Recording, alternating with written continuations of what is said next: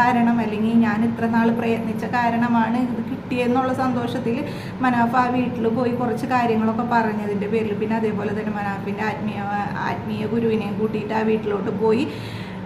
ആ ചില പുസ്തകന്മാരുണ്ട്, ഇപ്പം നമ്മളെ വീട്ടിലൊക്കെ ചില പുസ്തകന്മാർ വരുമ്പോൾ നമുക്ക് കൊണ്ടുവന്നിട്ട് 100 200 അല്ലെങ്കിൽ ചിലപ്പോൾ 10 രൂപയായിട്ടുണ്ടാവും ഒരു കുടുംബനാഥന് അല്ലെങ്കിൽ ഒരു കുട്ടിയുടെ കയ്യിൽ കൊടുക്കും. ഇത് ബർക്കത്തിന് ഇരിക്കട്ടെ, അതിരിക്കട്ടെ എന്ന് പറഞ്ഞിട്ട് ഏത് പുസ്തകന്മാരായാലും അത് അത്രയും അവരുടെ മനസ്സിൽ നിന്ന് തൃപ്തി വരണം. കാരണം ഈ ഒരു പൈസയുടെ ബർക്കത്ത് കൊണ്ട് നിങ്ങൾക്ക് കിട്ടുമെന്നുള്ളൊരു ഇതുണ്ട്.